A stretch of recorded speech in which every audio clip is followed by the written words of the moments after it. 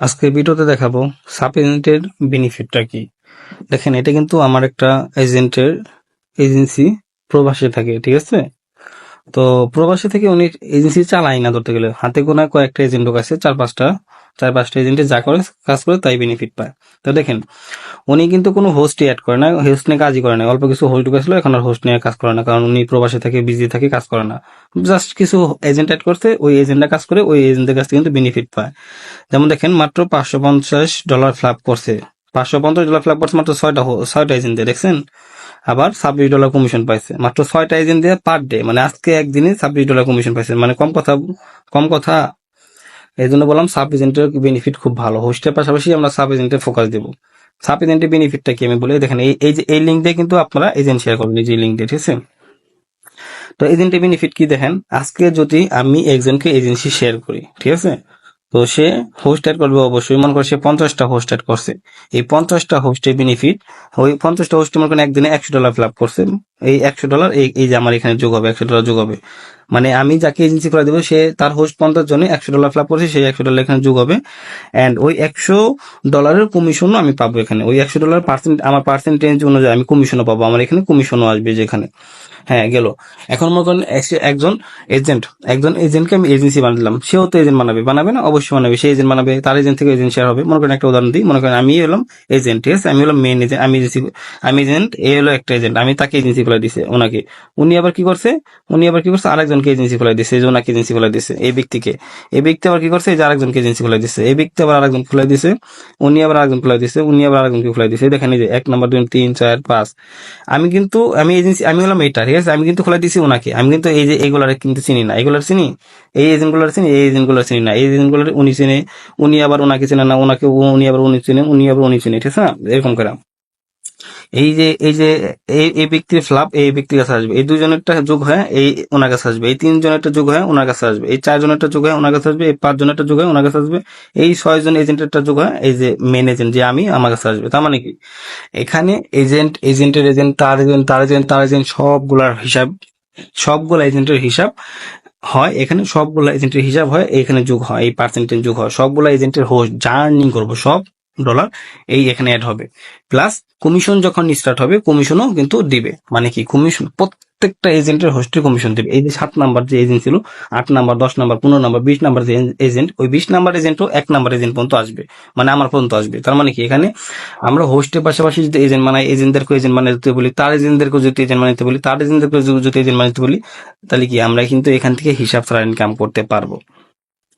দেখেন আমার এই এজেন্টটা মাত্র কিছু হোস্ট ঢুকায় মাত্র $26 আজকে কমিশন পাইছে। মানে উনি প্রবাসী থেকে ইনকাম করে 80,000 90,000 টাকা, আর এখানে 5-6টা এজেন্ট ঢুকাই মাসে ইনকাম করতেছে 1 লাখ টাকা, 90,000 টাকা। মানে কম কথা, অনেক কিছু আমি মনে করি। দেখেন উনি কিন্তু গত মাসে কত কমিশন পাইছে দেখায়, দেখেন আমি ডেটটা চেঞ্জ করি। দেখেন এটা হলো 6 মাস না, আমি 5 মাস দিই। হ্যাঁ, দেখবেন গত মাসে কত কমিশন পাইছে, মে মাস দিই। দেখেন মে মাসে উনি মান্থলি রেওয়ার্ড, মানে এক মাসে রেওয়ার্ড পাইছিল $534 রেওয়ার্ড পাইছে। মানে বুঝুন কিছু, প্রায় 60,000 টাকা, 60,000 টাকা কমিশন পাইছে, কাজ না করে। জাস্ট কয়েকটা এজেন্ট করছে, ওই এজেন্টটা কাজ করছে, ওই এজেন্টও আর্নিং করতে পারছে, তার আর্নিং থেকে কিন্তু তারও কমিশন আসছে। তার মানে বুঝেন যে এখানে সাব এজেন্টের কি পরিমাণে আমাদের জন্য ইম্পর্টেন্ট। একটা এজেন্সি দাঁড়া করানোর জন্য sub agent very very important. একটা সাব এজেন্ট যেটা ফ্লাপ করবে সেটা এজেন্সি দেওয়া হয়। একটা সাব এজেন্টের সাপোর্ট না পেলে কখনো ওই এজেন্সি দাঁড়া করানো যায় না। হোস্ট দিয়ে আপনি $500 যদি ফিল করেন, আমি মনে করবো না যে আপনি সাকসেসফুল এজেন্ট। কেন এই কথাটা বললাম, কারণ হোস্ট চিরস্থায়ী না, একটা এজেন্ট চিরস্থায়ী। একটা এজেন্ট কখনো সারা যেমন, একটা এজেন্ট কখনো চলে যাবে না, একটা হোস্ট কিন্তু একটা সময় আছে চলে যাবে। সো আপনি চেষ্টা করবেন যে এজেন্ট দাঁড়া করানোর জন্য, ঠিক আছে। তো এখন আমরা কি করব, আমি আপনাদেরকে একটা জিনিস দেখাই যে আপনারা এজেন্ট বানাইলে সেই এজেন্ট কত ডলার ফিল আপ করছে, কত কেমনে কি করছে, সেটা কই থেকে দেখবেন দেখাই। এই যে 4টা লম্বা ড্যাশ আছে, এই ড্যাশে ক্লিক করবেন। আপনারা ড্যাশে ক্লিক করে মাই ইনভাইটেশনে ক্লিক করবেন। হ্যাঁ, এই মাই ইনভাইটেশনে ক্লিক করার পর এখানে দেখবেন হলো invite daily report. Invite daily রিপোর্টে ক্লিক করলে হোস্টের ডেইলি রিপোর্টে হোস্ট কত ফিল আপ করছে, কত ঘন্টা সময় দিচ্ছে, কে সম্পূর্ণ এখানে দেখতে পারবেন। আর এজেন্ট কত ফিল আপ করছে, এই যে এখানে এজেন্ট রিপোর্টে আপনি দেখতে পারবেন, ঠিক আছে। তো এজেন্ট রিপোর্টে ক্লিক করার পর এখানে টাচ করবেন, টাচ করলে সরে যাবে। তারপর দেখবেন এই দেখেন আমার কিন্তু $570 ফিল আপ করছে আমার এজেন্টরা, ঠিক আছে। গতকালকে কত ডলার ফিল আপ করছে? $570 ফিল আপ করছে। মাত্র 6 জন এজেন্ট কাজ করে, 6 জন। তো আমরা চেক ডিটেলসে যাবো, চেক ডিটেলসে গেলে দেখতে পারবো যে কোন এজেন্ট কত ডলার ফিল আপ করছে এন্ড কোন এজেন্টের কাছ থেকে কত কেমনি কি, ঠিক আছে। যেমন আমার এই যে এই এজেন্ট মামুন এজেন্ট, উনি ফিল আপ করছে $513 ফিল আপ করছে, ঠিক আছে। তারপরে যে রোজা এজেন্ট $18, $4, $6।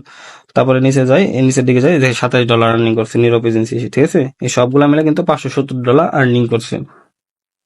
তো আমরা কি করবো এখন? আমরা দেখবো আমাদের এজেন্ট কোন এজেন্টের কাছে কত কমিশন পাইছি, এটা দেখতে পারবো মাই ইনভাইটেশন রেওয়ার্ড। এই ইনভাইটেশন রেওয়ার্ডে গেলে আমরা কি করবো? এই যে এক্সট্রা রেওয়ার্ড, এই এক্সট্রা রেওয়ার্ড মানে হলো সাব এজেন্টের কমিশন, আর রেগুলার রেওয়ার্ড মানে হোস্টের কমিশন, ঠিক আছে। তো আমরা এক্সট্রা রেওয়ার্ডে ক্লিক করবো, ডান সাইডে টাচ করবো।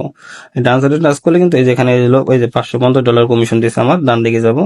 ডান দিকে গেলে এই দেখেন $26 কমিশন দিয়েছে গতকালকে, তার আগের দিন 23, তার আগের দিন 21, তার আগের দিন 18, 25, 25, 23, 20, মানে এভারেজে প্রতিদিন যদি 20 করা হয় তাও $600 কমিশন আসতেছে মাস শেষে। মানে এক মাস শেষে $600 আসতেছে মাত্র এই 4-5টা সাব এজেন্ট দেই। এই সাব এজেন্ট গুলো যদি আরো উপরে ওঠে আরো কমিশন বাড়বে। তারপরে যে আমরা কি করবো? আমরা এই যে চেক ডিটেলসে যাবো, চেক ডিটেলস। এই চেক ডিটেলসে গেলে দেখাইতে পারবো, দেখেন চেক ডিটেলসে গেলে আমরা কি করবো? এখানে আমরা তারিখ সেট করব, মাস সেট করে তারিখ সেট করবো, ঠিক আছে। তো দেখেন এই যে আমরা এই তারিখে, দেখেন এই যে আমরা আমার এই এজেন্টের কমিশন কত চলতেছে দেখতে, কত পার্সেন্টেজ চলতেছে দেখতে পারবো। এই যে ডান দিকে যান, এই দেখেন ওনার কিন্তু প্রায় 15% চলতেছে, ওনার 5% চলতেছে, ঠিক আছে। নিচের দিকে যাই, ওনাদের কোনো পার্সেন্টেজ নেই, 0%। তো দেখেন আমার প্রথম এজেন্টের কাছ থেকে আমি $14, $3, $2.5, $3.60, $1.80। এইদিকে যে দেখবেন কার কাছ থেকে কত কমিশন পাইছেন, ঠিক আছে। তো আপনার কি করবেন? এই যে এইভাবে দেখে নেবেন যে কোন এজেন্টের কাছ থেকে কত কমিশন পাইছেন। আর একটা এজেন্ট দাঁড়া করানোর জন্য sub agent very very important. আর এই যে এখানে হোস্টের রেওয়ার্ড, এখানে হোস্ট জার্নি করবে, হোস্টে কমিশন দিবে, আর হোস্টে ফ্লাপ এখানে শো করবে, ঠিক আছে।